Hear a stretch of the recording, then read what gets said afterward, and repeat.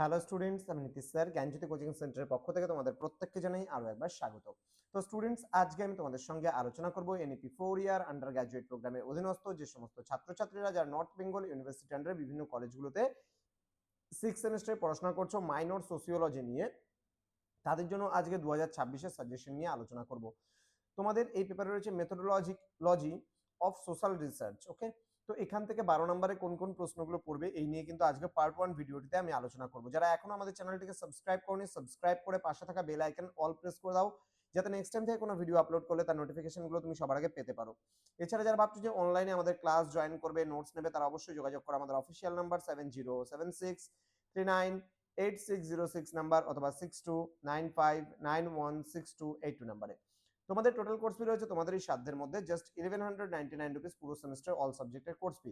কিন্তু যারা শুধুমাত্র মাইনর নেবে তাদের জন্য 699 রুপিস পুরো সেমিস্টার অল সাবজেক্টের কোর্স ফি মাইনরের ক্ষেত্রে। হ্যাঁ, চলো শুরু করছি আজকের ক্লাসটা। প্রশ্নমান 12 জন্য কোন কোন প্রশ্নগুলো পড়বে। প্রথম প্রশ্ন, সামাজিক গবেষণার সংজ্ঞা দাও, সামাজিক গবেষণার পরিধি ও গুরুত্ব আলোচনা করো। নেক্সট, অথবা দিয়ে বলেছে সামাজিক গবেষণা বলতে কি বোঝো, সামাজিক গবেষণার পরিধি সম্পর্কে আলোচনা করো। নেক্সট প্রশ্ন, সামাজিক গবেষণা বলতে কি বোঝো, সামাজিক গবেষণার প্রকারভেদগুলি সম্পর্কে আলোচনা করো। নেক্সট, বিষয়বস্তু বিশ্লেষণ বলতে কি বোঝো, সামাজিক গবেষণায় বিষয়বস্তু বিশ্লেষণের গুরুত্ব আলোচনা করো। নেক্সট, সাক্ষাৎকারের সংজ্ঞা দাও, সাক্ষাৎকারের প্রকারভেদগুলি আলোচনা করো। নেক্সট, গুণগত এবং পরিমাণগত গবেষণার সংজ্ঞা দাও, গুণগত এবং পরিমাণগত গবেষণার মূল পার্থক্যগুলি কি কি। নেক্সট, সামাজিক জরিপ এর সংজ্ঞা দাও, সামাজিক জরিপের সুবিধা ও অসুবিধাগুলি সম্পর্কে আলোচনা করো। নেক্সট রয়েছে প্রশ্নমালা কি, প্রশ্নমালার উপাদানগুলি সম্পর্কে আলোচনা করো। নেক্সট, সারণীকরণ কাকে বলে, একটি আদর্শ সারণীর প্রয়োজনীয় দিকগুলি সম্পর্কে আলোচনা করো।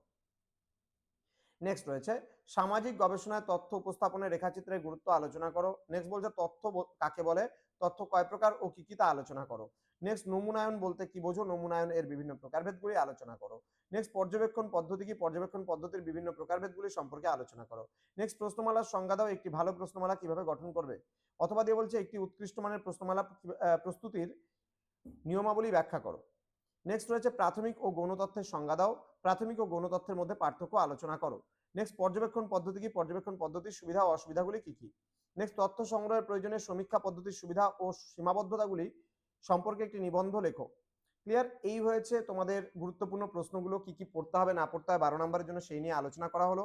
খুব তাড়াতাড়ি আমি উপস্থিত হব তোমাদের সামনে প্রশ্নমান 6 যে প্রশ্নগুলো আছে সেগুলো নিয়ে। দেখা হচ্ছে খুব তাড়াতাড়ি আরো একটা নতুন ক্লাস নিয়ে। তোমরা প্রত্যেকেই ভালো থেকো, সুস্থ থেকো। Thank you so much, thanks for watching after all, thank you.